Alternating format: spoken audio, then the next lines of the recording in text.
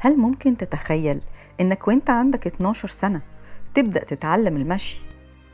معظمنا اتعلم المشي وهو عنده سنتين وهو لسه صغير، ونسينا أصلا عملنا كده إزاي. وأدهم كان زينا كلنا، كان ناسي هو اتعلم المشي إزاي. وبعدين في يوم من الأيام أدهم كان راكب عربية مع مامته وعملوا حادثة كبيرة جدا وعربية خبطتهم. أدهم فاق الأول وكان خايف جدا. العربية من قوة الخبطة بعدت عن الطريق ووقعت على جنبها.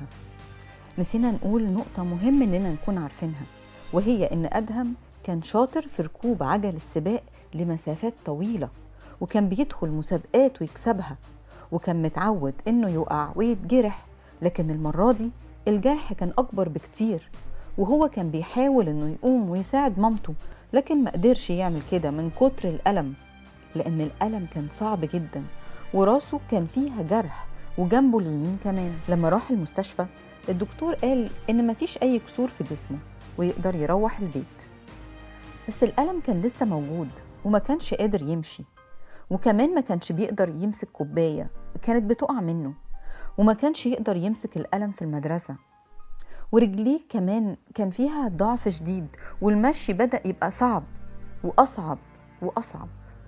كمان بقى عنده حالة من الرعب ومش بيقدر يركب عربية. أدهم ما كانش كده خالص، كان ولد قوي ومتميز، وكان بيشارك في مسابقات وأنشطة كتير مع أصحابه.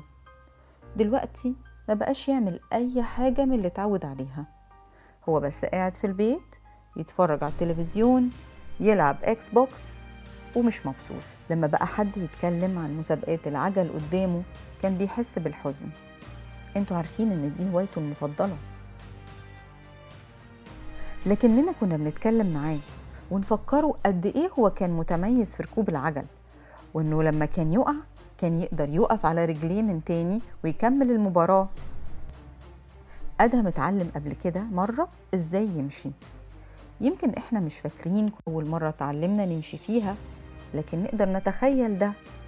تخيل طفل صغير عضلاته ضعيفة ومش بيعرف حتى يقف، والطفل ده طبعا كان بيقع كتير، لكن انت كطفل ما كنتش بتستسلم، كنت بتقوم وتقف تاني، وممكن كنت تسند على حاجة عشان تساعدك في الأول، ومع الوقت بقيت أقوى لحد ما قدرت تقف لوحدك على رجليك الاتنين، وبعدها بقيت تقدر تحط رجل قدام التانية وتاخد أول خطوة، ورجعت تقع من تاني وتاني، ومع الوقت بقيت تقف تاني وتحاول، وبقيت أقوى وأقوى وأقوى.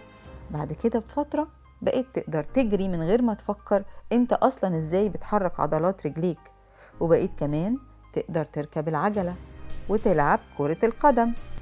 أدهم كمان كان كده وهو عنده 12 سنة، وبقى يقدر يعمل كل ده لما بقى عنده الثقة انه يقدر يعمل كده تاني.